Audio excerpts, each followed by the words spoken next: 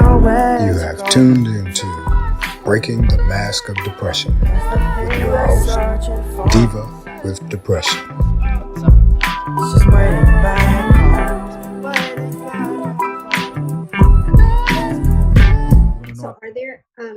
So are there you said you have three children. Do Yeah. you think that is this genetic? Now that part I didn't read. Autism is genetic. Okay.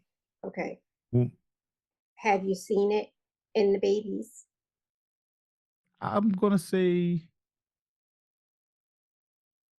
I can say my oldest because I'm not gonna say a lie. I got three baby mamas. You know, Okay. my daughter is the youngest. She's 10. She's gonna be 11. Okay. She's with my ex-wife. We had her, but we didn't. My wife was told she couldn't have kids. Oh, okay. Found out till she was like 5 months pregnant. Oh, wow. Okay. And I was like, something don't look right there. And that's what we found out. My youngest son, he moved to Florida when he was 5. So we talk and get, but I haven't physically been there with him. So Okay. I can't say I know everything about him. Okay. And that's the truth of the matter, right? My oldest son, I raised him when he was 2 till he's 14. Okay. If anybody, he might have some of it, Okay. but I think it's because he was around me all the time. He picked up Right. a lot of my stuff. So Okay. that the jokes and the directness. Okay. But Mhm. the art part, if I was gonna say, it would be the art part. My daughter might be showing signs of it too, only because of the things she's interested in. She's really good at what she does. Like she's Okay. an honor roll student, and she's like, she has her things, but she also, she moved when her mom moved when she was little too. So like she's closer to me than all, so I go see her and she spends time with me, but Okay. I'm not there 24/7. So in order for me to answer that, I would have to literally see the patterns, right? Okay. And are Um, you the only child? no, I have two sisters. Oh, okay. I'm the oldest. Oh, okay. I have a And sister that's about a year younger than me, and my other sister's 5 years younger than me. oh, okay. And So they don't exhibit any of these patterns, right? Do you think? my sister that's a year younger than me might, Okay. because it presents differently in women, and that's another thing about this space, especially for Yeah. Black women. Yeah. A lot of women get misdiagnosed by it, Of because course. it's seen as, oh, this is only for boys, but which is terrible. It's And hard to get that. over the next couple of years, I think we're going to see that number change. Oh, It's going to yeah. get smaller, and how many, 4 to 1, whatever. Right. As we recognize the signs of it in women, but Yeah. she had her stuff too. So Okay. um, my father probably was. Okay. When I went to bury him, I learned a lot about him, um, that people didn't tell us about, and Same. it made sense. But he was a very outgoing person. He was very into that stuff, but he definitely had mental illness. Okay. Okay. Um, uh, Serious mental illness that people just let happen, like they just ignored it.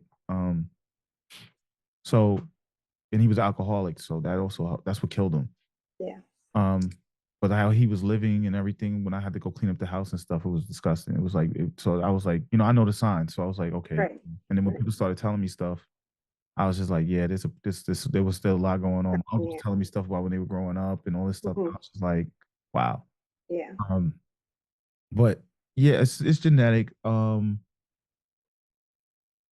But I don't like, that's a good question. Like my nephews or my sister that's a year younger than me, one of my nephews has some issues.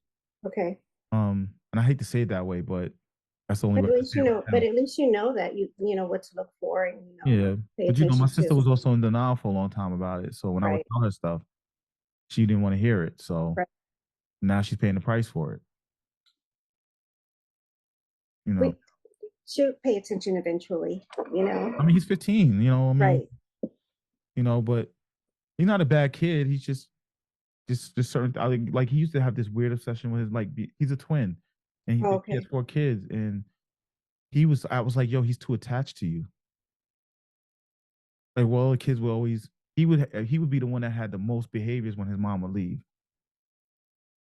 Yeah. And I was like, that's not good. There's something going on with him. And he's still like that to a degree. So, but not the best, but he's, like I said, he's a good kid. It's just, these are things that, when you're dealing with family and stuff, it's hard. Even being a professional, she's a doctor, so you know the sign. It's just you're in a space. My mom was a teacher, public school teacher. My Oh, grandparents, okay. they, you know, and I think that's why my grandmother encouraged it because it was just seen as, oh, like this, you know, you encourage the child to be who they want, who they are, and the infatuations that they have. Like I Hmm. used to take things, I used to break everything. I used to like taking things apart and putting them back together, like electronics and stuff. So the people would hate giving me the electronics because I would one out. I always break things. Even to my sisters still joke about that to this day. And they, you know, my memory's crappy. So my sister's always like, yeah, and I remember you broke this and I broke that and I gave you this. And I was like, but I'd like to see how things work. Okay. So, you know, I'm always trying to, that's why I like when I talked about the podcasting stuff, I'm like, I'm thinking processes. I'm thinking, how does this work? Right. Where you might be thinking, how do I just get my content out?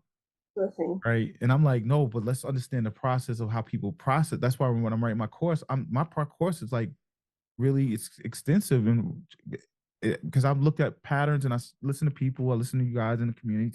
So for me, it's processing what are you going through, what is the mental state, and how do we change? Like you know, it's like all that, and then how do you resonate with your audience? So and people don't realize like a lot of things we do in life are systematic. Telling a story is a system. Right.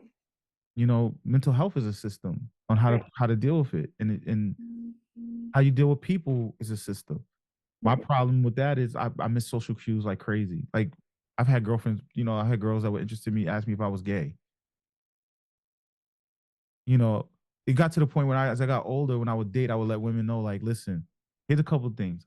Don't ask me how many inches you took off your hair when you cut it, because I'm not paying attention. Don't ask me how you look if you don't want the truth. Don't ask me. I remember one of my ex-girlfriends, she came out with these shoes on. I was like, you're gonna wear that? And we got into a big argument over it. And I was just like, it just makes your feet look big. And I'm in my mind, I'm like, I'm saving you the embarrassment.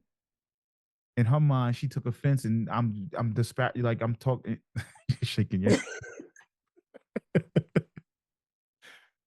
But so I like, and this would be the thing, and it'd be like I miss social cues. Like a lot of times, women initiate with me because I'm like, I'm me and you get like, and people are like, yo, how do you have so many female friends? Because like I'm not even my ex girlfriend that you know when we finally started dating, she was like, you know, she was like my first love and all that stuff. Like I always had this huge crush on her, and when we finally hooked up as adults, you know, where we had that conversation, and I was like, I said to her, I said, you never showed me that you were interested. And then she would tell me certain things, and I was like, I don't remember seeing that. So like I miss those cues to a Yeah. point where sometimes when even now in my age now, sometimes women have to initiate, you know, because I'm like, I'm not also You it's know, like I'm yeah. not trying to sexually, so I'm not trying to get caught up with nothing, Oh, Lord. but you know, the batting of the eyes. Yeah. My previous ex girlfriend, we went on one on dates, and she was like, she friend zoned me. I didn't know it. See, I didn't know it. I'm thinking, oh, we hanging out. She's interested in me. We hanging out, having a good time.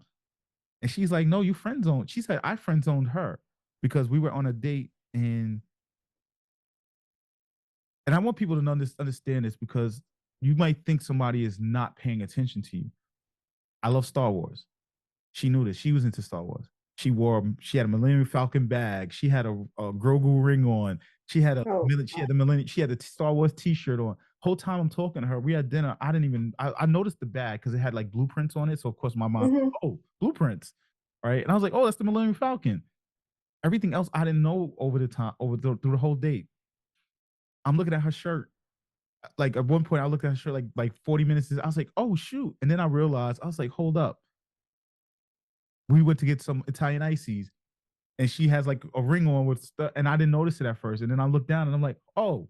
So the whole time she's laughing at me about it. We used to joke about that. And I was like, but see, this is the thing with my thing. I'm not paying attention. Like you think I'm not paying attention, but my mind is elsewhere.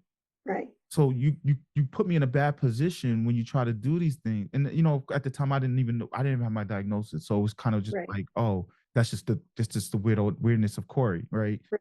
But when I look back, I'm like, yo, I was putting traps. It's a trap. Um, and it's not their fault because they expect certain things. But I tell people all the time, you're gonna open the door, I'm gonna walk through it Yeah. because Yeah. I'm not paying attention. Yeah. Movie reference. I always do the whole in the Goodfellas, right? When he walked through the door and he goes, oh, you know, and they killed him. That's me. Like I'm just walk. You open the door, I'm gonna walk through You're it. gonna walk through I'm it. very literal. I'm, you know, so for me, it's like these things, and I have to be very self aware of it. And in my masking of it was just I just didn't care anymore. It's like, yo, you know what? That's your problem. That's not mine. I would have a real bad attitude about it. Oh well, yo, stop acting like a little baby. Like, like that would be start becoming, because it was so frustrating for me because I Right. didn't understand what was going on with me. But I also looked at it like you're starting to argue with me because I didn't notice 2 inches off your hair. Right. But when I do notice it, I've noticed that with certain people, when I do notice it, it means a lot to them because I think they know that about me. Right. So it's a weird journey Yeah. it's a weird thing. Yeah. Yeah. And you know, you can also kind of tell when when you meet other people now. Like I'm like, I joke with some people like you might want to go get checked out. I'm like, the signs are there. But I try to, even I did this when I was working in the field, but I try to be more understanding of people and what they're, what they're going on with them because I know it doesn't present the same for everybody. Right. So, I think I lost the point that I was trying to make, but So going forward, what are your treatments? You said therapy, and you're off the Wellbutrin. Do you know what you're going to start now? well, that just happened today, so I'm just gonna stop that. Okay. Even though I feel like they did keep me like mellow, like I don't like I'm very like people used to be like you're high strung. Like if I got mad, I got mad. Right now, it's just like okay, yeah, I'm pissed off, but so I don't know. I'm gonna have to have a talk about that one. But I take that too every long day. story short, I think for me the most important thing is being able to identify. So like that, let me see that book I have, right.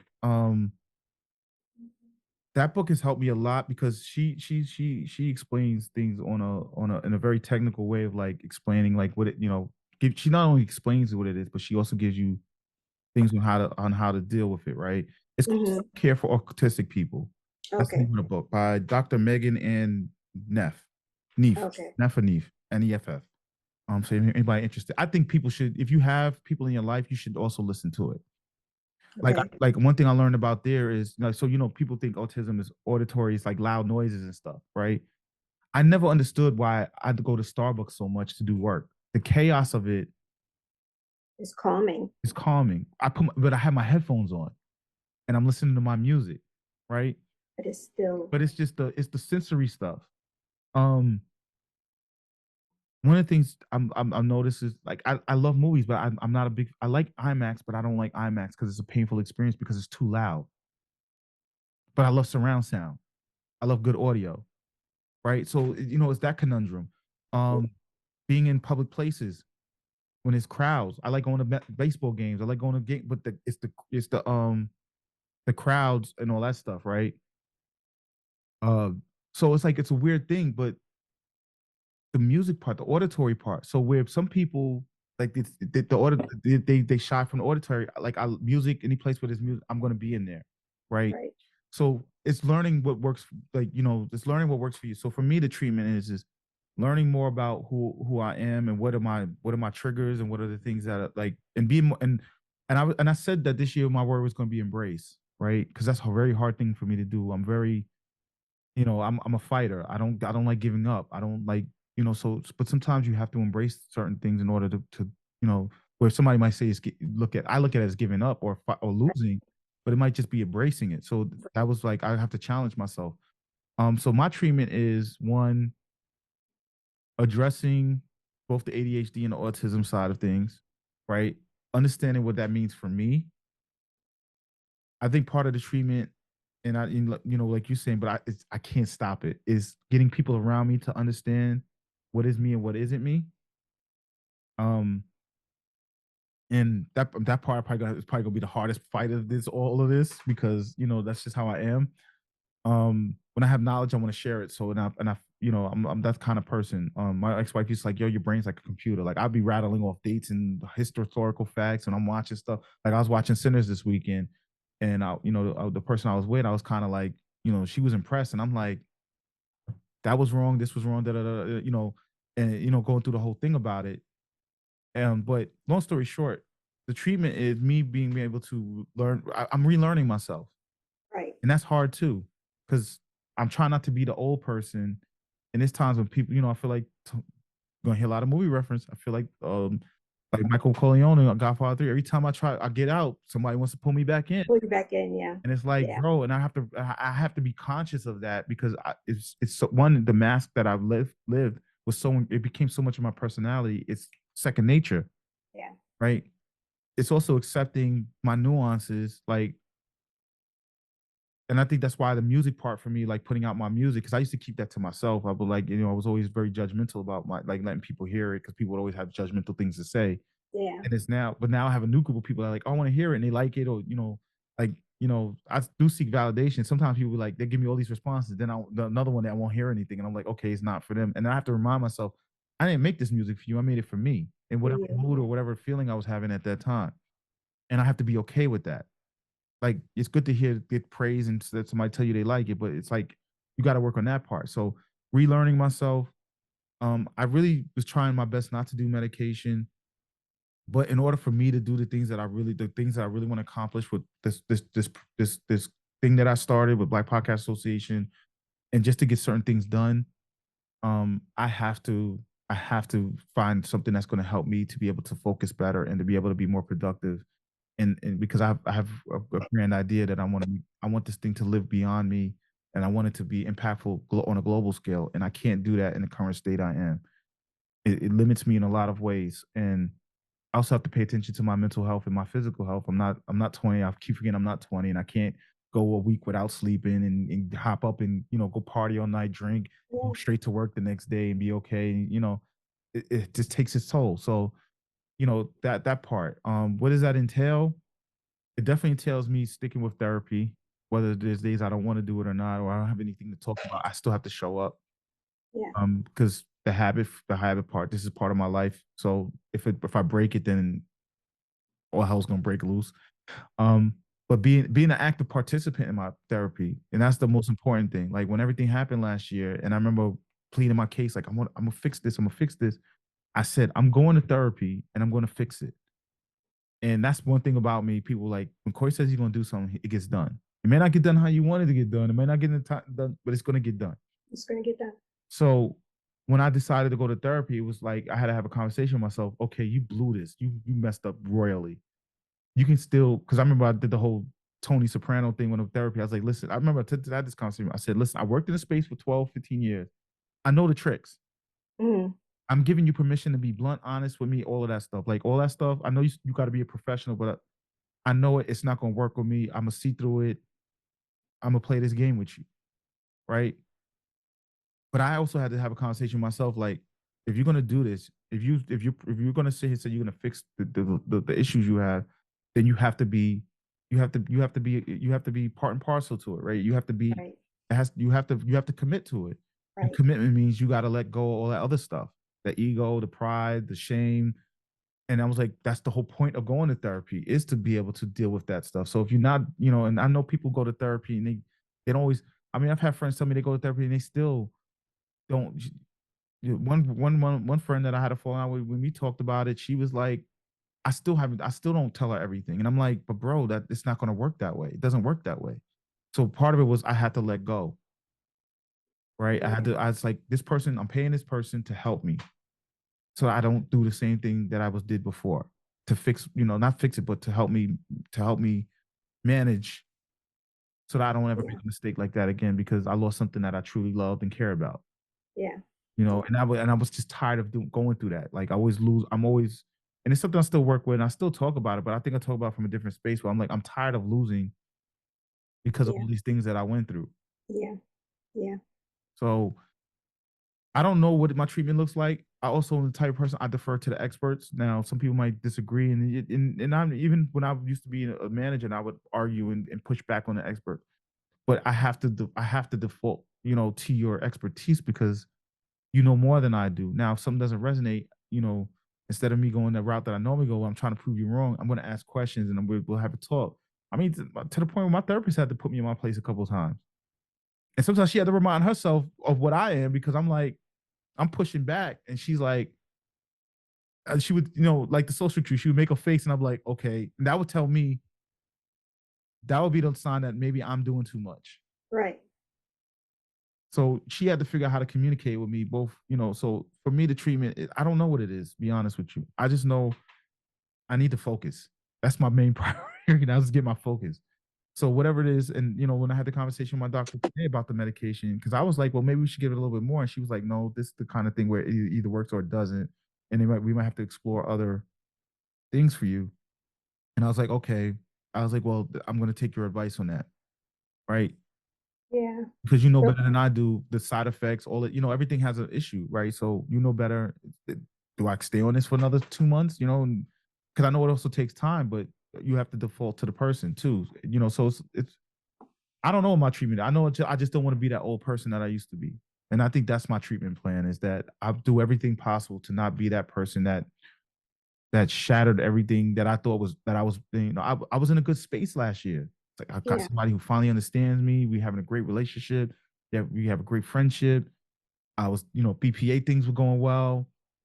People, I'm enjoying myself. I'm like, yo, life is finally taking a turn. And then I don't. It wasn't self sabotage, but it was more like it just fell apart because I didn't know what was going on. I right, didn't handle it well. I didn't manage it well. right.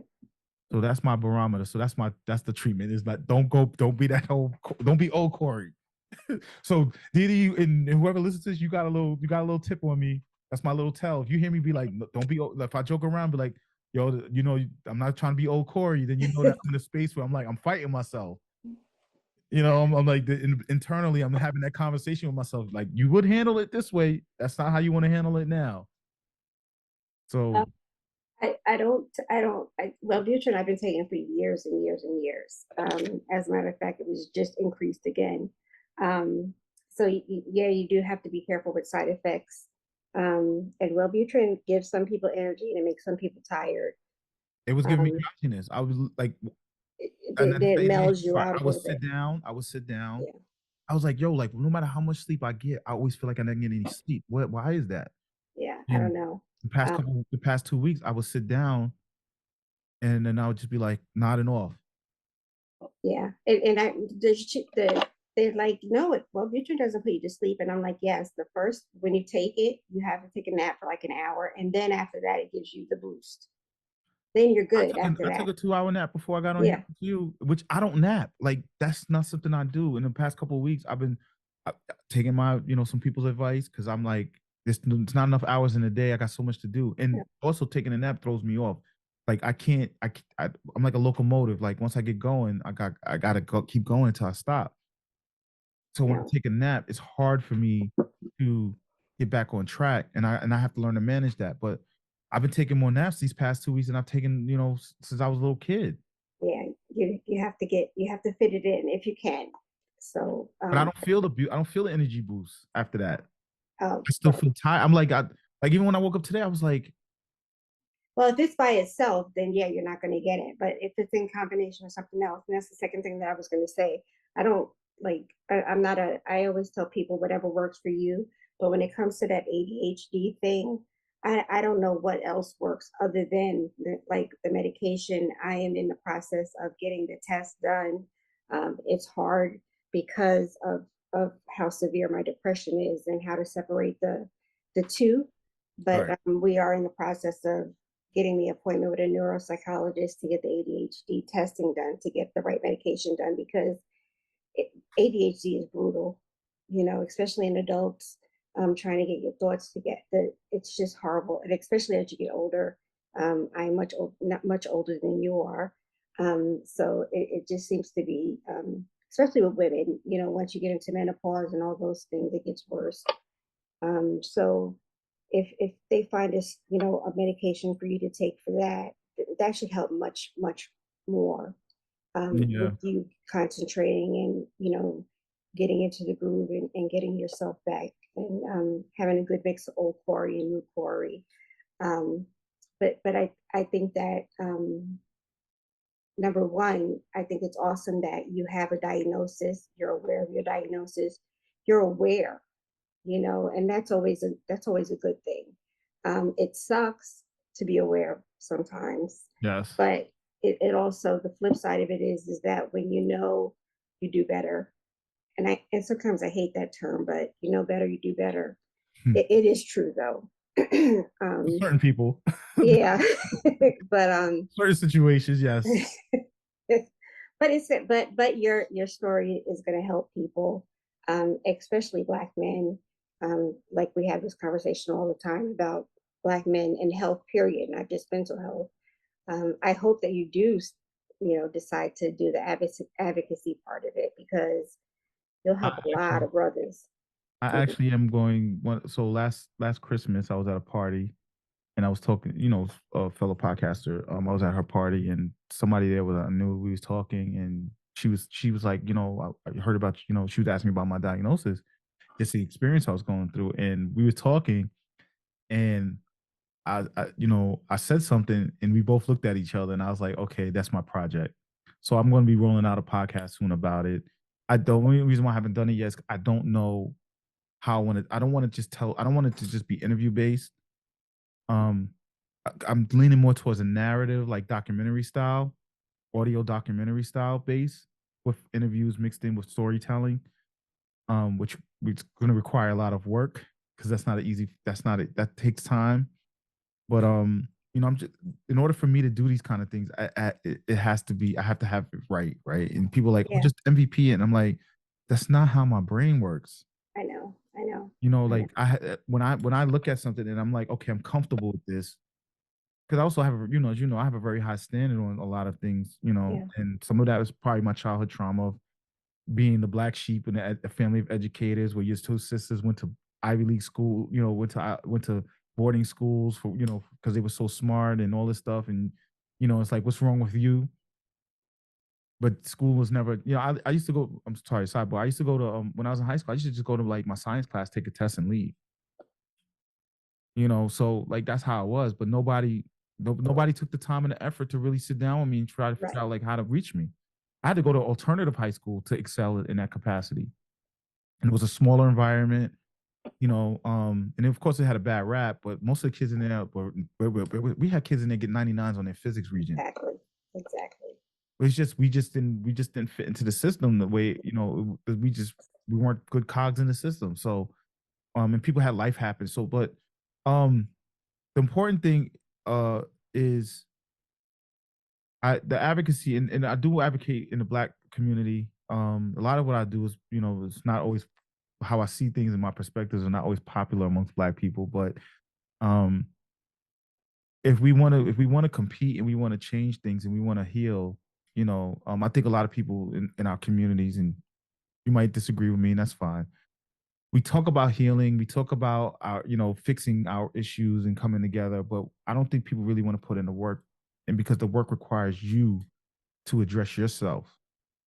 And I know for men that's a very difficult thing. Um, Emotional, and I mean, I went through it. Yeah, I yeah, was part of what led me to me crashing and burning. yeah. Was the whole I'm fine. I mean, the whole conversation when I dumped on my ex girlfriend for 2 weeks. I'll be at her house. She lived by the beach. It was beautiful. But I couldn't sleep. So I would be sitting on the edge of the bed, looking out the window because I didn't want to disturb her. But I didn't notice she would see me. She, of course, she wakes up and she sees me, and then, after 2 weeks of that, she was like, oh, she'd always point out, why are you always heavy sighing and all that stuff? Because I was carrying all the stress and I was just trying to figure things out, but I wasn't talking about it. And she paid attention.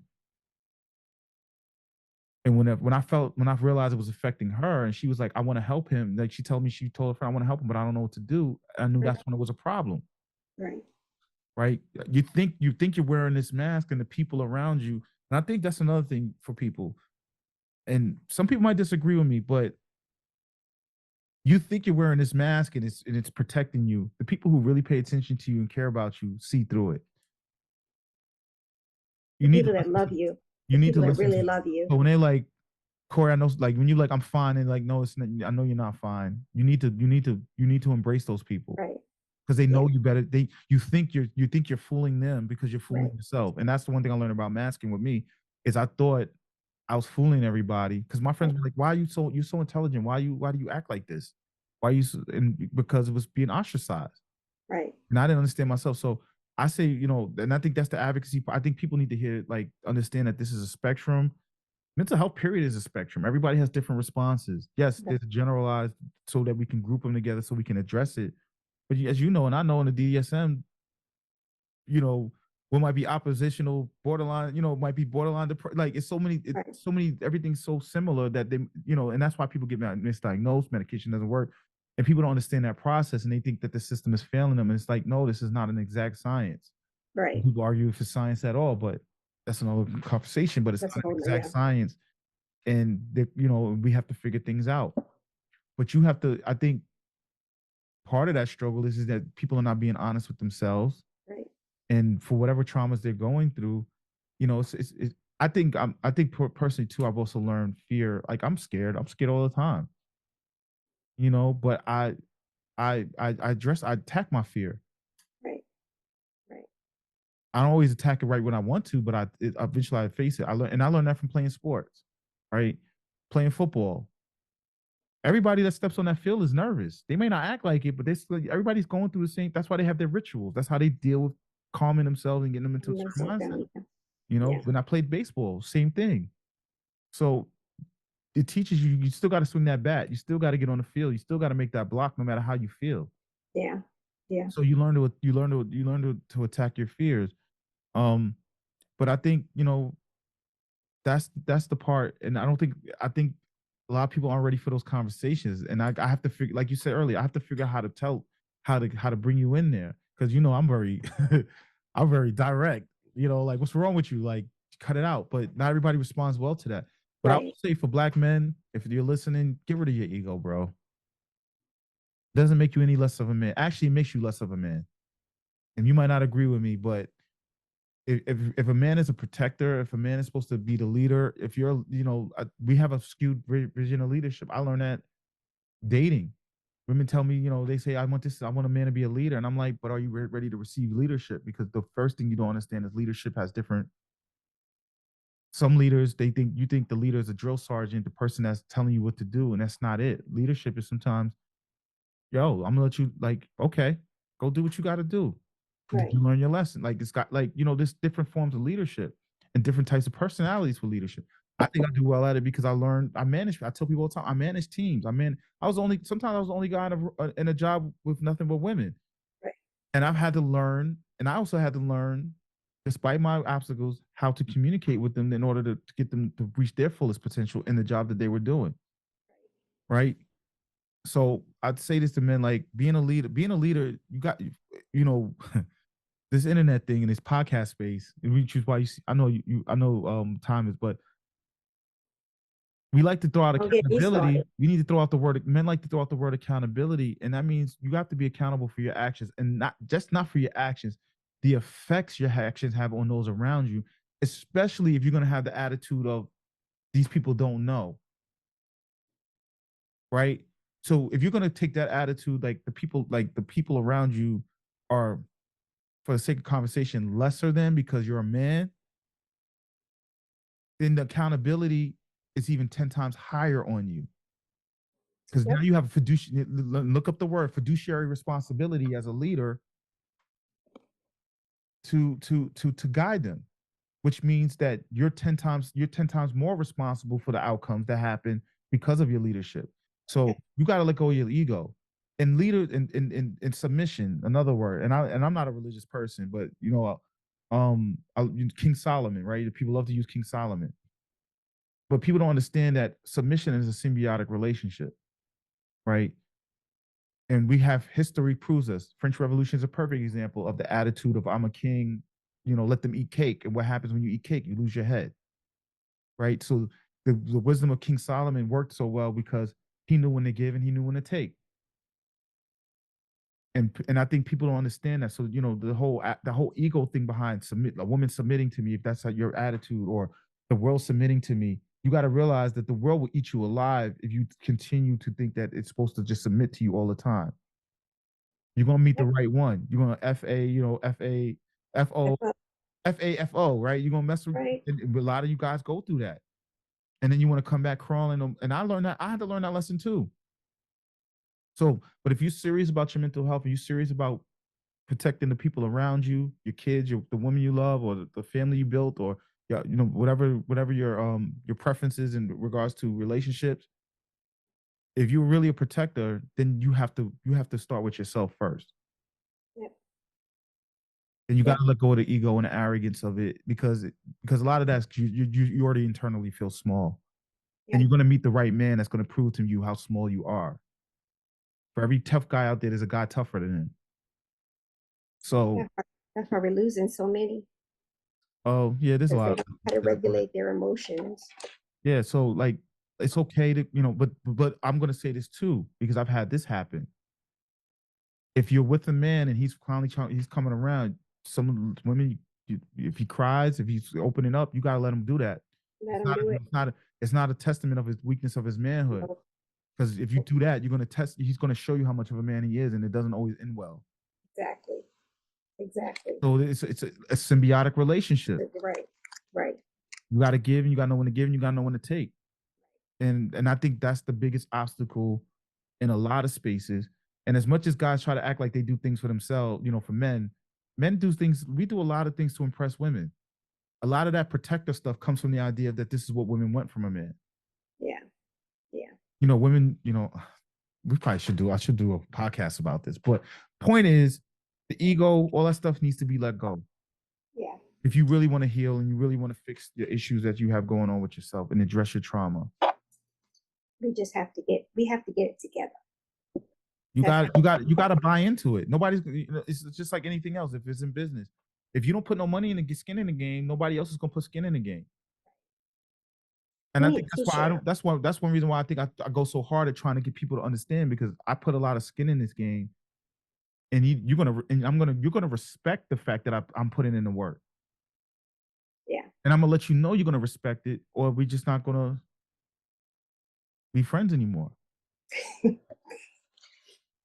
So because I care about you and I love you and I want you in my life and you're my friend, I'm going to do, there's going to come a point where I'm going to be like, I've done everything. I got to be able to look at myself in the mirror and say, did I do the best in this situation?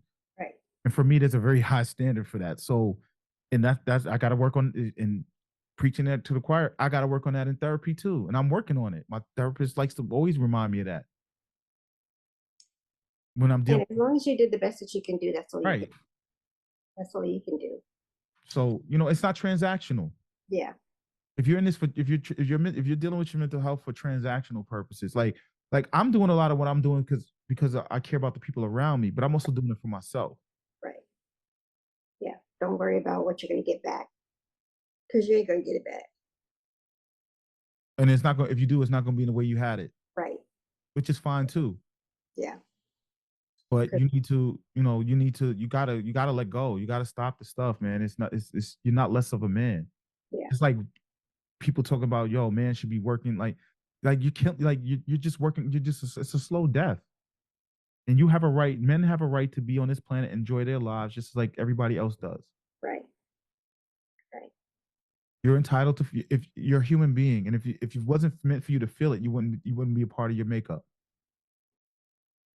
So, yeah. So when you get ready to start your advocacy platform, you let me know. I will. I mean, of course, that's the point of having a community, right? It's to bring the community into it. So that's why when you ask me, but of course, anytime a BPA member asks me to come on their podcast, sometimes I'll feel like I don't know if I'm in the right space, but when you ask me, of course, I was going to say I wasn't going to tell you no. Well, I am thankful that you came on. I know that this will help a lot of people. And I will definitely have a list of brothers that will help you along when you're ready to start your platform. Yeah, tell us where to find you if we need to find you. Or is that a secret? No, I mean, I Google search myself all the time, so I want to see what people are seeing out there. Funny story: when my wife was pregnant with my daughter. Right. I just Googled myself. There was a guy in the Bronx with the same name as me having a baby shower at the same time we was.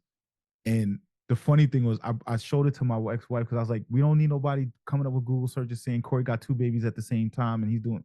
And I was like, that's not me. I don't even go to the Bronx like that. So like, no knock on the Bronx, but I don't even be in the Bronx like that. So I was like, let me just get ahead of this before. But how can you find me? Well, one, you can Google me, Corey Gumbs, Gumbs. But one, I run a lot of our social media platforms directly, which is I'm hopefully getting that off my plate at some point. But follow the Black Podcast Association. You can find me on Instagram on my personal account as well. You're probably just gonna get tired of it because I just be sharing stuff of music I'm listening to and some stories and stuff that I think are funny or important. But the Black Podcast Association, now we're on all platforms, but it has different things. So just do a search for the Black Podcast Association. We want to learn more about what we're doing there. I'm on LinkedIn, so Corey Gumbs on LinkedIn. You find me. You'll see me with my little picture that I have. That I take. I hate taking pictures, so a little cheesy headshot that I did. My awkward headshot. But yeah, you can find me on LinkedIn. Socials, Corey Gumbs. It's a very unique name, so it's not gonna probably not be too many people with that name, so it should be easy. Just look for Except the guy in the Bronx. yeah, right. Look for the light skinned one with glasses, and you most likely will find my account. And if it has a ton of music on there, then you're definitely on my account. Um, but yeah, that's how you can find me. And if you ever have questions about podcasting or anything, feel free to reach out. You know, I'm not trying to hijack your show, but this No, I might be listen. inspiring people to have these platforms as well. I am a cheerleader because I things have, even though I'm not the best podcaster in the world or anything, I have learned so much from since I joined the BPA and met some amazing people. So if you are a podcaster out there, a Black podcaster, So can I be honest with you, Didi? uh-huh. I'm just, it's me being respectful because you're very open about, what your capacity. I'm just waiting for the day when you're like, Corey, I'm ready to like take this to the next level.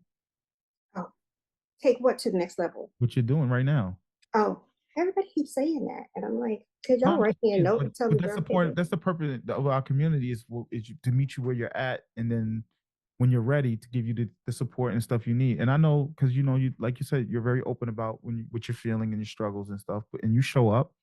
Sometimes I think you show up whether you feel like it or not. But um, I'm always waiting for the call from when people in the community because that's my goal. My goal is I don't want you to be in the same space when you first join, and the only way is upward motion from there. So I'm just waiting for the day when you're like, all right, Corey, I've been doing this. I'm ready to take this to the next level. So And to be honest, I know I have to end, but to be honest, I'm at another level than when I started. I honestly, if you yeah, look at no, where, I'm not yeah, saying that. I'm just, but I know what you're saying. you know.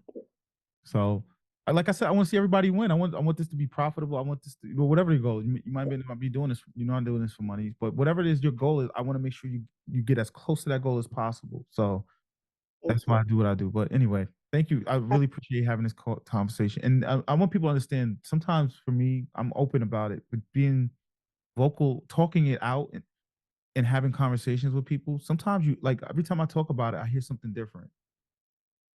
My knowledge of who I am now is different than who I was 3 weeks ago. And Well, having these conversations and talking about it, sometimes talking. That's what I think that's one part of therapy, right? Talking it out. All like there's been plenty of times when I'm like I didn't understand something. And the minute I start processing and talking it out with my therapist, she's just waiting for me because then the light clicks off and I'm like, oh, okay. yeah, I had to hear it yeah, out loud, out loud with my ears, not in my brain. right? So that's Well, all. I'm always here. I'm a Yeah. vampire too. So if you want to text me or message me, I'm always here. Okay. Um, I don't know if you know this, but I have a baking business, and so I never knew what you did. huh? I never knew what you did, but that's Yes, good to know. that's my side thing. And so I added this question, the ending question for everybody. What's your favorite dessert? Man, when I was growing up, it was my grandmother's apple pie and blueberry pie. My grandfather's Oh, blueberry pie, he would make blueberry pie. I think now it'd probably be cheesecake. oh wow. Okay. Because Any during the pandemic, plain I was going cheesecake or any flavor? so I like plain cheesecake. I'm not so again, preferences, right? Like I'm very regimented. I order like I'll go to a restaurant and be like, yeah, I'm gonna try something new. And then of course it's the same thing I get all the time. So but when I during the pandemic, I was going to Cheesecake Factory all the time. Gosh. So I think I love their celebration cheesecake. Oh, I like okay. if I had to choose, I'd probably be safe bet would be regular cheesecake because also it gets really sweet when people start doing all that extra stuff. So and that if something's too sweet for me, it's very painful. I feel it. So See, I was talking it out. Now I gotta go talk about that. But yeah, it would be cheesecake. Well, thank you again for coming on. Thank you for having me. Everybody, have a good week, and please stay peaceful, stay well, take care of each other, and I will see you next time. Bye.